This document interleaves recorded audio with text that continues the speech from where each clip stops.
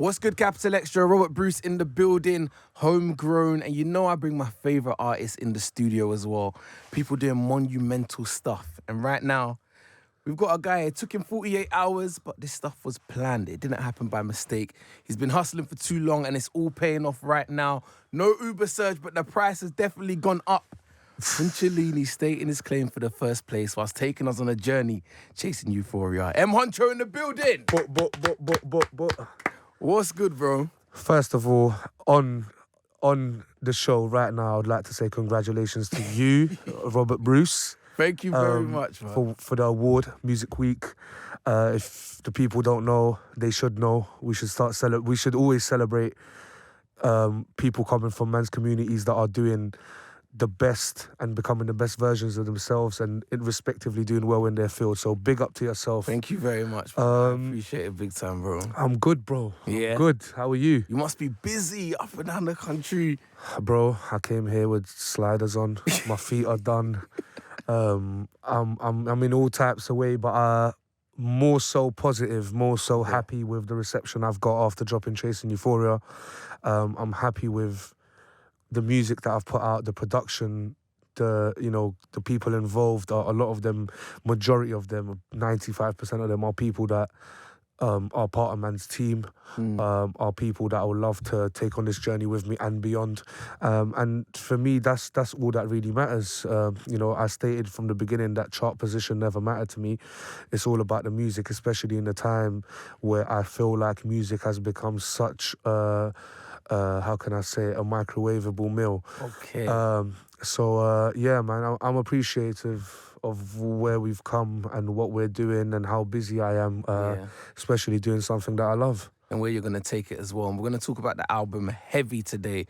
But I just wanted to step back a little bit, cast your mind back to Mad About Bars. Mm-hmm. Where are you in your headspace when you're doing that? What's going on around you at the time? Who are the artists that are out? What's going on in your head at that time? When I done Mad About Bars? Yeah. So, fun fact, Mad About Bars, when I done my Mad About Bars, there was actually another artist that was meant to come and do a Mad About Bars. And it was in April 2017. But that artist put out a tweet or something, I forgot what it was, along them lines, saying, I'm meant to be doing a Mad About Bars today, LOL, I'm not even going to turn up. Is he? Yeah, I remember that. And, at that point, I was just starting to, put money into music, and I was still living a life that was very negative, and it was surrounded by nothing but negativity at that time. There was problems after problems. Yeah, there was, good sides to it, relationships that man's built, but it was a negative point in my life when it comes down to, how life was. And, I spoke to Mixtape Madness prior to that, and I told him, look, as long as you guys push my music and you push me to be a better person musically and make sure that I grow, then I'll always have time for you guys. And hopefully one day I can get Mad About Bars. Nice. So they said, yeah, man, just drop a few videos with us and then you're going to get it. And I said, cool.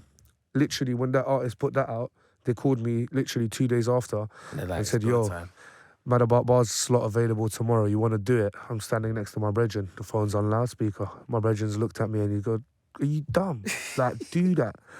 And I said, cool, yeah, I'm going to do it. I've gone there. Who else was there? The same day I done my Mad About Bars, AM and Skengdo also done their Mad About Bars. And those two Mad About Bars are one of the biggest Mad About Bars to ever touch the streets. And, it's... Looking back at it, it's all history now, isn't it? It's all history. It's all part of my journey, and I got to thank the people at Mixtape Madness for giving me that opportunity to voice myself through their platform, and still they continue to support me even now, 5 years later. And I see people like that as family because they want to see me grow, they want to see me become better, they want to, and it's not all about the business for them. It's more about we care. You as an individual, they're invested. Yeah, and and even at that point in my career, musically, I've always listened to great music, Rob, man. I love so many different types of music. I don't limit myself to listen to one type of music. But what was the blueprint for you then? The blueprint for me, I would say I kind of got some type of inspiration from MF Doom when it comes down to anonymity and what he represents. Yeah. But yet again, I am not him because I have my own life and my own journeys that I've been through. but rest in peace to him because he passed away not too long ago, and it kind of stemmed from that, and I kept it 100 from the beginning. I've always kept it 100. I have never compromised my brand. I've never compromised myself, my sound, my music. All it's done is become better and better, and it's just grown. You can just tell that, when you listen to the Mad About Bars and you listen to Get Out EP or you listen to 48 Hours EP, that listening to Chasing Euphoria now, you're in a complete different world. Yeah. You're listening to some songs and you're thinking, is this really Huncho? Because that's not what he sounds like. Yeah. So for me, that's the important bit. I've understood how to navigate my voice, how to use my voice in different ways, and get to know myself. Sometimes you come across people, Rob, and they're like, yeah, man, they act like they know you so well, but they don't even understand that. I don't even know my damn self. Yet I'm still getting to know myself more and more every day.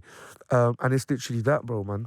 Literally. And I feel like that definitely comes through in this album as well. You call this the debut album, right? Yeah, Yeah, 100%. you call this the debut album because we got to know you a lot across the tape. And I think that might have been the part that connected with me the most because I'm so used to listening to music. But if you don't give me something that's not already out there, it's hard to like keep with it, if that makes sense. 100. But I still think I'm still learning things about you after listening to this tape every day for the past week sort of thing. 100%, bro. And that's the big thing for me. I felt like because it was my debut album and I am a person of anonymity that represents anonymity, I guess, I knew that I had to open up and let people know more about myself. And it takes a specific level of skill to do that, especially with your pen, because, you have to word things correctly and you have to use the right vocabulary and you have to, do you know what I'm trying to say? So for me, navigating around that was an enjoying moment for me because it actually made me sit down and I spent time on songs, which is not something that happens. It's not very common nowadays where people spend time on music or production and stuff like that. And even being involved in some of the production that's across the album, it's I'm honored to work with these talented producers that have been a part of my journey and my album. And this is my story. This is me talking about my life, and I know where I come from. That there's so many other people that are now growing up that relate to my music. Most important thing for me is when someone comes up to me and says, your music saved my life, because you're thinking, wow, what did I say for your mind frame to change and you become more positive? Like, what was it that you heard? What song was it? And that for me is the wholesome moment of it, because there's so many young people nowadays that music is actually very influential, whether negative or positive. So the right message has to be put across, and when you have people like that coming to you, I feel like my mission is accomplished, because that's what it's really about. Yeah, I feel fulfilled, man. I feel fulfilled 100%. Kicks things off with Unappreciative. Talk to me about this song before we get into it. So Unappreciated for me, it starts off with me, speaking about introduction to my life. Everybody left. That's the story of my life. That kind of just represents, sometimes, in my life personally, that like not a lot of people were there for me during my downsides when I was going through X, Y, and Z and difficult times and whatever it was, whether it was mentally, physically, or financially, or family, whatever it was. And unappreciated, even when I'm in disguise, unappreciated even when I do provide. That's literally the beginning of the song. And what I've done with this album and with this song is I've done it so direct where I don't even have to explain it. So This is what I'm saying. This is what I'm saying is probably the hardest interview to prep for because it's all there. Exactly. Like, I feel like we just stop talking, just press play and the whole thing. Literally. And, unappreciated even when I'm in disguise. I feel like, personally, Rob, I dropped 5 mixtapes in 3 years. And all of them, if people do care, they did hit the charts, and all of them done well. And one of them was actually a collab project with Dave Smalls, if you remember, DNA. And that work rate was unmatched, especially for someone that's been in the game for 5 years. So I feel like there was a sense of unappreciation from the scene that man's in. I feel like people appreciate the wrong type of music. Obviously, you can appreciate what you want. People have opinions, and this is mine. I feel like I genuinely felt unappreciated when I made that song. And when I say unappreciated, even when I'm in, even when I do provide, it applies for so many things in my life where people that I provide for, things that I provide for people and stuff like that. And even then, it's like entitlement's still a Yeah, problem. take it for It's still a granted. disease. I hear you. There's still people that take stuff for granted or take me for granted or, um, sometimes, I do things for people not because I want to have a one-up on you and tell you later on in your life, oh, remember when I done this for you? I do it because I genuinely want to do it. And that's what it really represents.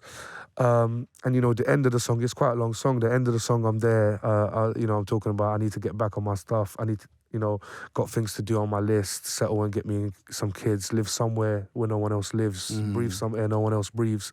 There's things that I want to achieve, make millions, keep some for myself, give them the rest, and that's the end. And this is self-explanatory, like literally, I made sure that one thing that we did is make sure that everything is so self-explanatory where no one even has to double check anything. It's Yeah. like so direct where from the first listen you know exactly what I'm talking about. There's no riddles. This is us. This is raw. This is fresh. This is coming straight to you. Sick, man. Introduce it for me, please, bro. Now this record here is Unappreciated by Huncho. It's Capital XTRA, Robert Bruce in the building, chopping it up with Huncho, Chasing Euphoria out right now. How important is it to have a solid team? I know Quincy's always by your side. Even having someone that you can grow with and perfect your craft, how important is that? It's about 90% of the game. 10% is making music. Well, 5% is making music and 5% is making sure that you're good at doing live performances. The 90% of it is your team and your creativity and what they can bring to the table. In this instance, I understand that for me, my team are the table. Okay. You get it? So I can't bring them to the table because they are the table and I am the table. So it's very important. Quincy is, music aside, I see him as family. Like, I'll say it live. Oh, he's basically man's cousin. So it's important for me to have these type of figures around me, these type of people that I've got love for, because they understand and they'll have my best interest at heart. And at the same time, I've got my manager Niall, I've got Maria, who's part of my management team, who's also featured on a song called CC, Maria Drea. You've got Uncle Quabs, who's also my manager. These people have kept me grounded, and they've I'm with them till the wheels fall off. And it's super important to have these type of people around. I know so many of my peers and so many people that I've had conversations with, and they're not happy with decision making. And I feel like when you have this team around you, decision making becomes 10 times easier, because it's actually hard making decisions in this game.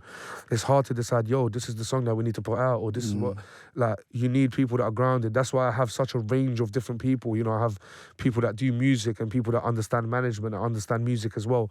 I've made sure that everyone around me, if I ask them what their top 5 albums are, if they give me their top 5s and they're different from mine, at least if I agree with their top 5, I know that they're musically inclined. Okay, I'm with you. That's it. And that's the type of team I like to keep around me. You speak on shout out to my ex about your wife. Is it a metaphorical wife? Is it a legal wife, or your personal someone?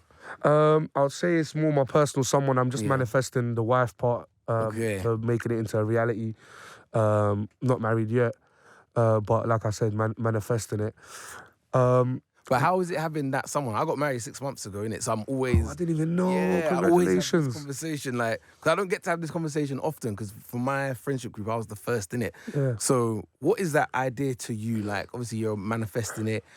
How does it feel having that personal someone to do this journey with you? I feel like it's good for them to witness this and for me to know that there's someone by my side at all times when it comes down to, work, and conversations that I want to have at home, and there's someone there. And also I also feel like, for me, I come from a Muslim background. Like, I believe my religion's Islam. So for us, we believe that getting married completes 50% of your religion. Okay. So it's actually quite a big thing. But like I said, I'm not married yet. But having someone there that actually cares is what's important, because growing up, not a lot of us, me, my friends, people that I got love for, like we never really had that type of real love or something real, I guess. So yeah, even in Shout Out to My Ex, I speak about, shout out to my ex, she couldn't take me home. She didn't have the guts to tell her family I'm the one. Yeah. Culture ain't a barrier, it's how to learn to grow. We come from communities where, uh, an Arab man, like, won't be able to take another, like, just say someone from another country, just say a Middle Eastern man can't take someone that's Indian home, for example, to get married, or a Nigerian can't bring home a white person, or because they always see it as culture barriers. But what people don't understand is cultures aren't barriers. It's how we understand each other and how we learn to grow with each other and how we can understand the depth of what culture actually is and what culture is what. So, Nigerian culture is this and Arab culture is this, and do you understand? So for me, it's all about that. And I know she probably regrets it now, but boo-hoo to her, man. Boo-hoo to you. Perfect way to get into the song, man. I think this is my favorite on the tape, I would say. How did you even get this Callie Claire sample as well? I know it's from one of her songs. This is when I've seen the musical stuff online, I love it. Crazy. How did this come about? I'll be honest, I was scrolling through Instagram. I'm a heavy meme guy. I like memes. I don't even like social media. I just like memes. Yeah. And I was scrolling down. I don't know how I ended up on Reels on Instagram. It was just weird. And Callie Claire's video came up just randomly, literally very random. And I've listened to it, and it just gave me goosebumps straight away. And I forwarded it to Quincy, and Quincy literally just sent me a message, and this was the message: SAMPLE. It just said sample, but he sent every letter separately. Yeah, and got me all here trying to work out what it's spelling and that. yeah, no, bro, trust me. Even I'm there waiting, anticipating, like, what's this guy gonna say? But as soon as you wrote sample, he came out to my house literally 24 hours later, and we sat down and we went through it, and we spoke about the vibe and what it should represent, like what the song should represent and what it should be about. And shout out to Callie. I think she's super talented. I think she's such a sweet girl as well. And I've got time for her. I appreciate her music. I feel like she's gonna be huge. So it was a pleasure having her as a sample. I'd rather support people from here than getting some old school sample. Even Unappreciated we were talking about before. Like, the sample on that is Maria Dreher, who's part of my management team, because she does, she's part of a choir as well at the same time. So why am I not putting on people that I've actually got love for, or people that are around, man, and keeping, finances in the same circle so we can all get rich, instead of, being, selfish and egotistical and just, keeping everything for myself. And I feel like, Callie Claire's, like I said, she's going to be a superstar. She's super talented, so I actually appreciated what she done on that, and she was so happy with the song as well. That's what matters to me the most.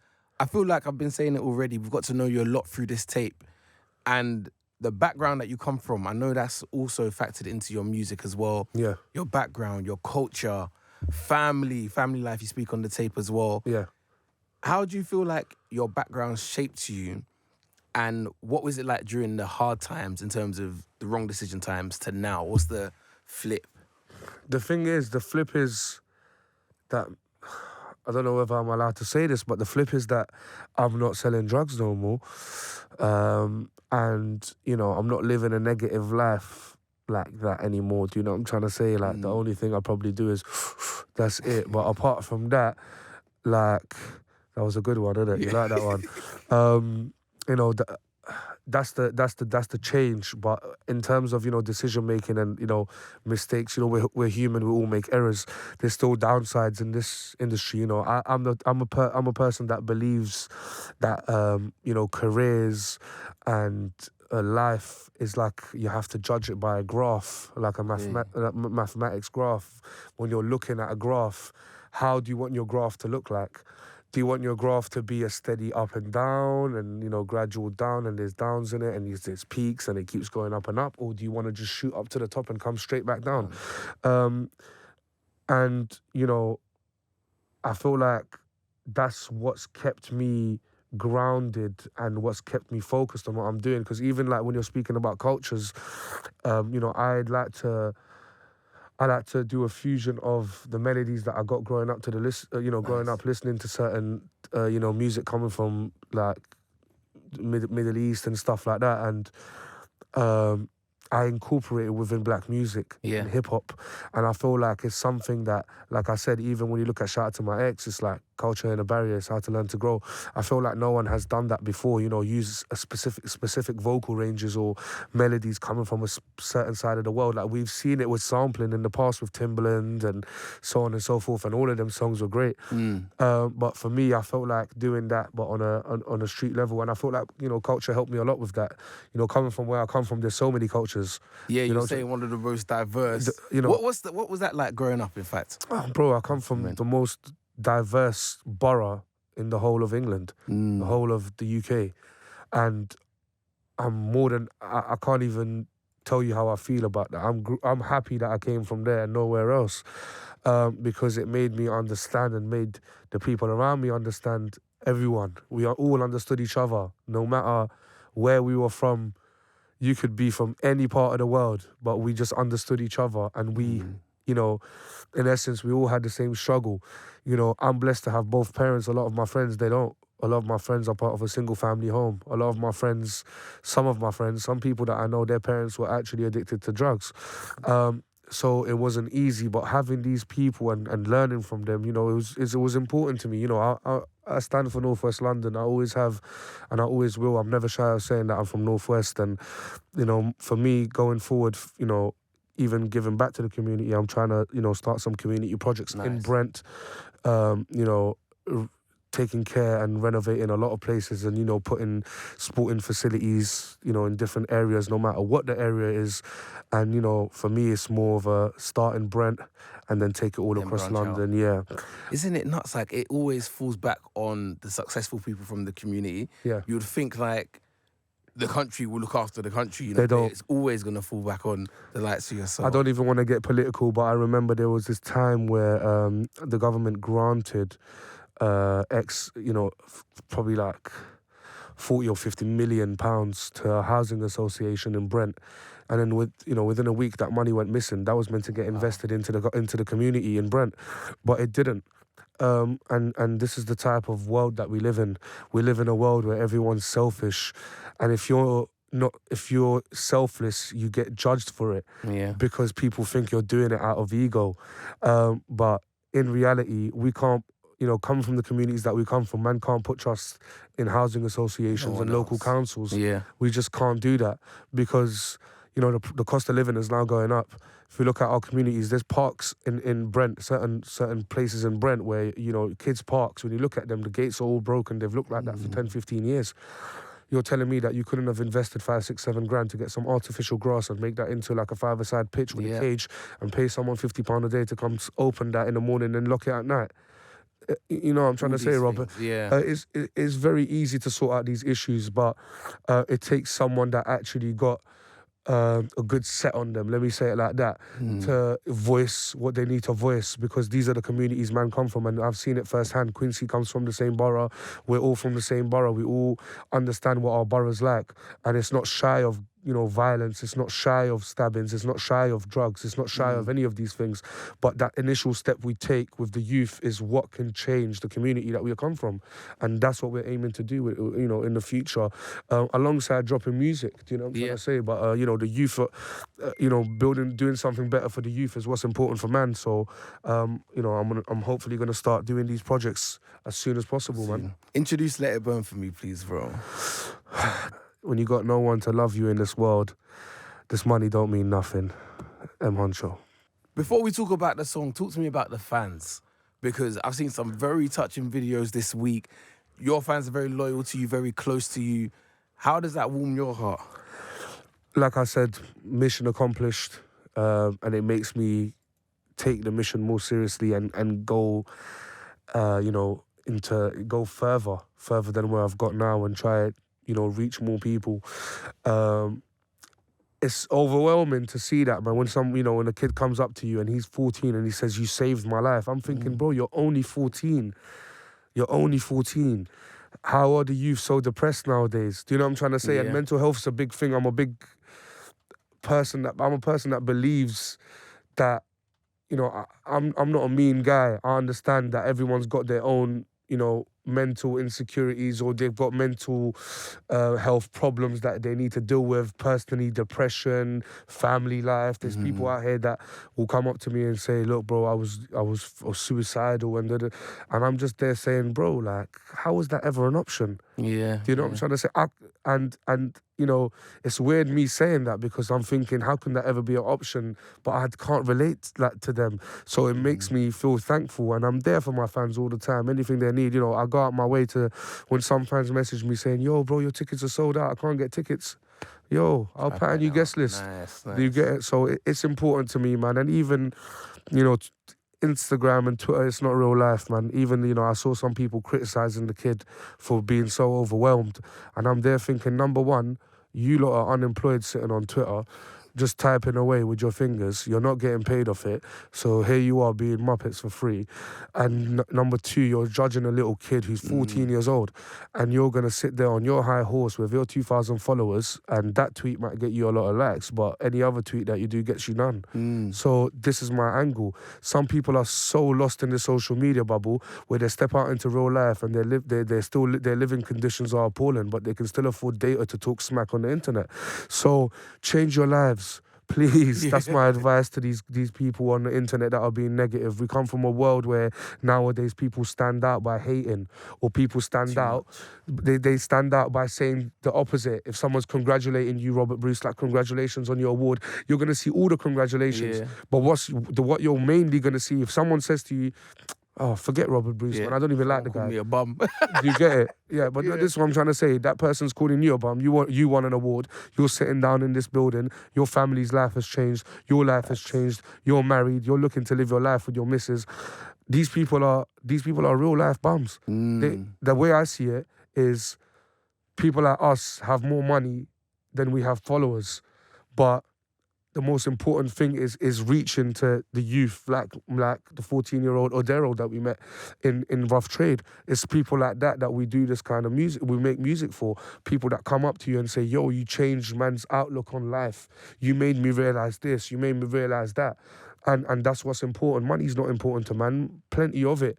Rolex for every day of the week. Who cares? You know what I'm trying to say? This is what's the most important. And like I said, this is why I'm taking community projects seriously, because we're in an endless cycle of elders recruiting young G's to do X, Y, and Z when there's no positivity or positive role models. I don't even want to be a role model. I just want to set a model. That's what I want to do. You get it? I just want to set a model and have a program to understand that, yo, this is how the youth them operate. Let's make them do this. Let's get them involved in this, that, community projects, this, that, and make them understand that there's more that they can do with their life than just go, you know, be a gangbanger or, you know, sell drugs or, you know, be a delinquent somewhere on the street. There's so much more that we can do. You know, we're the children of immigrants, bro.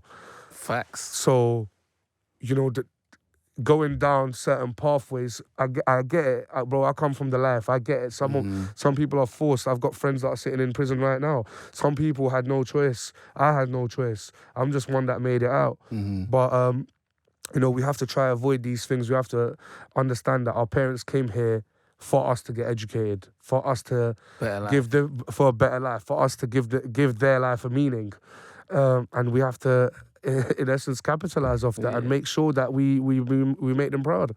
I hear you, bro. And honestly, just day by day, step by step, that's what it's got to be. Because I was talking to my friend about it. It's like, what's our parents' generation had it hard, yeah? They had to face a lot of stuff that we didn't have to face. But our generation seems so much more sad than their generation. And I'm thinking, why is it? Like, is it life that's gone hard? Are we all just chasing money? Like, are we exposed to too much stuff? They didn't have the choice. They just had to provide. It's validity and acceptance. That's what it is. That's my opinion. Yeah. My opinion is, man go on social media and they see a man wearing an outfit that's $2,000. And they feel like they have to match up to that, because if they don't, if they buy a T-shirt from Zara, they're going to be looked at like they're bums. Like, brother, man had a pair of Golas. What are you talking about, Willis? You get it? Like, what are you talking about? Man used to go shoes on for man's crepes. Do you get it? Before the kickers. So man don't want to hear it. Like the thing is, growing up in our generation, we didn't have this. We didn't see We it. didn't have this. Yeah, we didn't We didn't see have it. social media. We didn't have, Instagram in a press of a button where we're seeing different people's lives and high definition pictures and designer brands worth so much money, which I also love. Don't get me wrong. Yeah. But I live within my means. Everyone needs to understand if you can't buy it 3 times, don't buy it. You get it? That's the concept. And, we're the social, we live in a world where people are so social but so socially disconnected. And that's the best way to put it. They're so socially disconnected. They look at things online, oh, I want to do this, I want to get this. But what they don't understand is you can't live outside of your means. You just can't do it. No, Simple I hear you, as. bro. I hear you. One thing you're good at when it comes to the music as well, you always give us a hit, bro. You always give us a hit. And I feel like Pray to the East is another one just like that, bro. Talk to me about this song and introduce it. Pray to the East, man. I spent a few days in Lagos. I went to go film it in Lagos. Nice. And Lagos, beautiful city, beautiful people, great food. Like, it was very natural. Buju is, or also formerly known as Buju, now known as Benson, is one of the realest people I've met in this industry. Nice. Very outgoing, nice guy, understands music, and it was so natural. I was speaking to him when he was on the set, and he's telling me, I used to listen to your Mad About Bars on SoundCloud before I made music. That's what he said, before I made music. And I'm just there thinking, wow. Like, Music man said, wow. London, Nigeria, like, that's a distance. You know what I'm trying to say? That's a distance. And he was listening to me here when he was living in Lagos, and he probably wasn't in the predicament that he is in now. No. He probably was living a life that was completely different to what he's living now. And it was natural, man. Pray to the East for me, it means a lot because, I talk about how, I pray to the East because of my faith. We pray to the East, because I want to see my brothers have a feast as well. I want to see everyone around me up. I want them to be doing the same things as everyone else. I want us to go into, this store or that store and we all feel like, like we're all the guys. Like, you can get it, I can get it too. You can afford it too. You get it? That's what it's about. It's a celebration of. Hopefully getting there all together. Nice. That's what it is. I got a game for you, bro. Chat to me. It's called 5-a-side. Oh. I have got 5 different scenarios, and you've got to tell me who you're bringing to each from the people that you've worked with. On this album? No, in your career. In general? In your career. Cool, yeah, let's go. In your career. I'm ready. There's a dancing competition. Yeah. 5 mil up winnings. Who are you taking to the dancing competition? Someone that you've worked with. Dancing competition, someone that I've worked with. I'll take Benson still. You take Benson. I'll take Benson. Why Bro, so? Why so? Yeah. Come on now. Come on. Man from Lagos. Yeah. Are you mad? Shut down. He grew up dancing to sick music, bro. You can tell that he's so musically inclined and he knows like how to Benson. 100. All right. You're opening a club. Who's gonna be the bouncer? Rotted. Oof. 5-a-side. Rotted. Okay, who's gonna be the bouncer? Someone that I've worked with. If it goes left, you can rely on this person. Full stop. Slim. Yeah? Yeah, I'll say Slim. Why? Slim's a big youth, Yeah, and he's a serious youth, man. Yeah, free him, man. Slim. 100%. You're doing DIY at your house.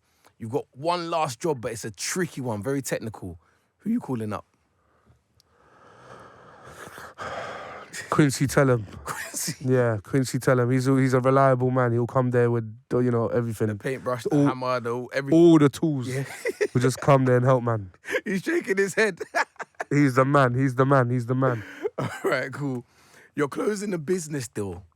Big money on the table. Who you taking to sort of smooth over the chat? Rich. Yes. That's a very good one. That is a very good one. That one was easy. Yeah. That one was easy. You don't know Rich. Right. Come and seal that up and get him on a bonus too. Last one.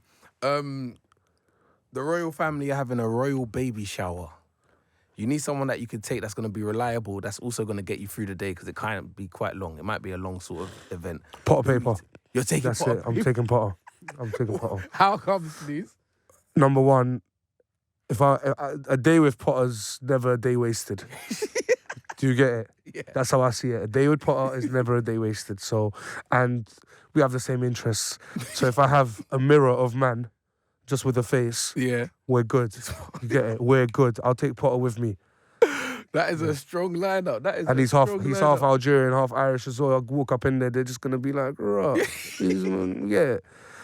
who's my man?" Yeah, no, I hear it. Speaking about Potter, great time to speak about UK rap, the UK music scene, Yeah. who you're feeling. Obviously, we know you're feeling everyone that was on the project. Yeah. What's your overall thoughts of where we're at the scene? I love it. We're in the Yeah. 90s. We're in the 90s of hip hop in America right Yeah.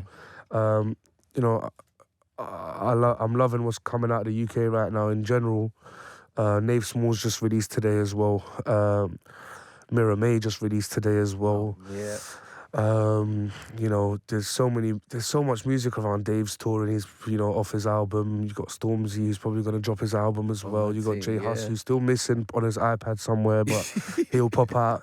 Do you get it? Like Central C's doing well. Digga, you know, he got a #1 mixtape. Digga D got a #1 mixtape. And overall, I feel like we're in a good space, man. We're in a good space. I think H is releasing as well. And there's so many up and coming people as well that I keep my ear out for. There's a girl called Dexter, I think. She calls herself Dexter. Yeah. Yeah, she's The guitar. called. Yeah, there's another girl called Amma. I think it's Amalu? Amalu, that's it. yeah. Yeah, Amalu. I think she's cold. Hamza. Yeah. I think she's cold. Like, you know what it is, Rob? Yeah, I like R&B a lot, and I can sense that. yeah, and you know when it comes to like, you know, sometimes I'll go on, you know, the internet, you know, the foul world of the internet, and sometimes I'll see a tweet that'll be like, "We need to celebrate R&B more in this country," and da da da da da. But when R&B releases, who's supporting it? Yeah. These people are just doing this for the net. This is why I can't take the internet seriously, bruv. Because it's like we have so many acts coming out from this UK right here, this island. Yeah. There's enough people to support before complaining. Exactly. Basically. So when I hear that, and you know that tweet will get so many retweets and so many likes, but when a song comes out that is so sick, who's actually backing it? Yeah. No one. That song is, it's catching traction. Yeah, it might be building up slowly for that artist that's releasing, but you know, compared to the retweets and the likes, way, we could do way better than that. And, you know, we need to start celebrating it now. I feel like music, especially when all the elites are dropping as well, who I mentioned, the people that are already established, the people that have done great things in their career, have got great projects like the Dave, Stormzy, Haas, so on and so forth. When these people release as well, we're going to understand the musicality levels in the UK.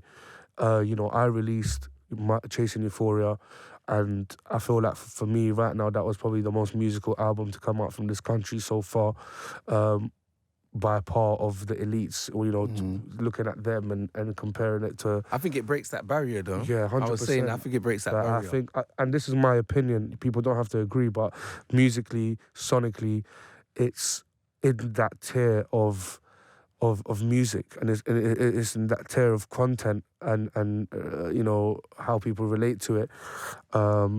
So yeah, that's what I've been keeping my ear out for in general. All these sick artists that are coming out from the UK, I'm so happy for them. I hope they do well. And I'm here if they ever need advice, if they ever need any help. Because I know how ruthless this industry is, and how a lot of people have, you know, ulterior motives. But me, I'm a stand-up guy, just like everyone in the Goodfellas, apart from the snitches. R.I.P. Ray Liotta. Let's get into this one. You and put a paper. You can sum it up for us before we get into it, but I love the concept on this. This one is called Me and My Conscience, and like I said, Potter, I see him as a mirror. I went to the studio and I reasoned with him for about an hour. We were just sitting down, you know. That's a good one, you know. Yeah. People really not be doing that, me describing everything. Yeah, literally. I'd rather just, instead of saying it on radio, but, you know, we were reasoning for a while, you know, and we were having a natural conversation that actually was a conversation that actually went like the song. Nice. So the song starts with saying, I got a question to ask myself, should I take it off or not? We're talking about the mask. And then there's Potter, who's also being my conscience, and he's speaking to me saying no, and we're going back and forth about so many different things. Yeah. So in essence, he's my mask. He is my conscience, and he's telling me, what to do. And we're talking about what we've done in our lives and what we've accomplished together, and went from pain to stage and all of these type of things. And conceptually, I think Potter Paper smashed it, and he paints such a vivid picture every time. You've assembled, I don't know if it's the Avengers, you've assembled Wretch and Gets on this track. Talk to me about how this came together, how you felt approaching it, and the track itself. Introduce it. So the track was made by a producer that we manage, me and my management, called Cage. The beat was made by him. He sent me the beat. I dubbed it straight away. And, I started off melodically on the hook. And as soon as it got into the verse, I made sure to, turn off the auto and just go, just rap. And, I rapped for a good 8 bar, then carried on, melodies going crazy. And, even in the hook, I'm talking about, how many times do I mention my successes so they pry on me and talk bad on me. There's people out here where you'll speak about your successes and they'll shoot you down. They'll shoot you down like an aircraft missile. Like, man's not here for that. Like, it's come to a point, Rob, where we don't even mention our successes. I haven't looked back at my successes in a long time because of the mere fact that I'll look at it at the end when it's all said and done. And, having people like Wretch and Gets on the song for me, it's important for me because I wanted to have these guys, bro, I could have gone for huge features, but I went for these legends because I respect them, number one. And number two, I want to get a song with them before they hang up their boots. I hear you. Gigs as well, you got that one in there. Exactly, I had to get gigs in there as well because of these reasons, because one day I can be like, yo, I done a song with these man here, these legends, who I don't know when they're going to hang up their boots, but there's always going to be a day when it comes down to it that they will eventually. Everyone does. And, getting Wretch and Gets, I had to tell them both that I'm going to get Gets on the song, Wretch, and I'm going to get, Wretch on the song, Gets. And both of them was just like, yeah, so I know both of them gave it 100%. Nice. Because they come from an era where they don't want to get spun. You get it? So it was beautiful to see that. It was beautiful to witness that. And it was beautiful to see them asking me like, yo, who done better? Because I'm just there like, brother, like, don't put me on the ropes. I just want a feature from you guys because I respect you, man. I love your music. Yeah, no, for real, though, all jokes aside, I respect them highly. I think they're great lyricists. I think they're great people. I think they've accomplished a lot in their lives and they still carry on doing so. And it'll be a pleasure to work with them again, man. But, song is self-explanatory. Chasing Euphoria out now. I highly recommend you go and listen to the album. The way I've had it on repeat, trust me, you need this in your life, man. What's next? What's happening? The big show towards the end of this year. Come on. How you feeling? I feel good, man. I'm about to go on a European tour in... I've got, I think the 4th of June, I start my first show in Melkweg, Amsterdam. I'm going to be in Europe for about a week and a half or so. Got festivals in July. Got Canada, 4 cities in Canada, New York in September. And we're planning to do something special on the other side of the world in February 2023. And of course, the main thing is UK Alexandra Palace, November as well. And, hopefully we get to announce more dates all across the UK. And I'm happy with that. I went from doing 350 people. Wait, let me start again. I went from going to a show in Leicester for £100 in a Mercedes. Mad. Is it even covering the petrol? It did. Petrol was cheap then. Yeah. And spend the rest of the £20 on MacD's on me and the man them. Facts. But we came from that to performing in a club where there was like 5-6 people there watching man's performance. Everyone else didn't care. To doing about 300 people. To doing 1,000 people, 850 people, to doing 3,000 people in Printworks, to doing 5,000 people in Brixton in March. and now we're looking to take it to 10 or more than 10, 12.5. Nice. And I feel like I said, steady growth. We've had steady growth in this, and it's just, man's grateful. I'll be honest, man's grateful of where man's career is heading, and my intentions in this game are pure. I'm here for the love of music. Yeah, I might have been a criminal or delinquent or whatever under the sun and moon you want to call me, but I've changed my life.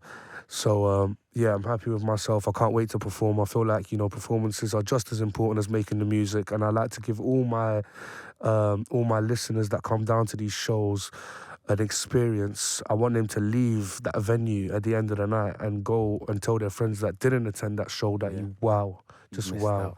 Something Yeah, you'll and remember that's forever. how they were anticipating the next one, and then the next one, and that's how, that's our model. That's what we've based it off. Nice. And every performance, 100% I give them.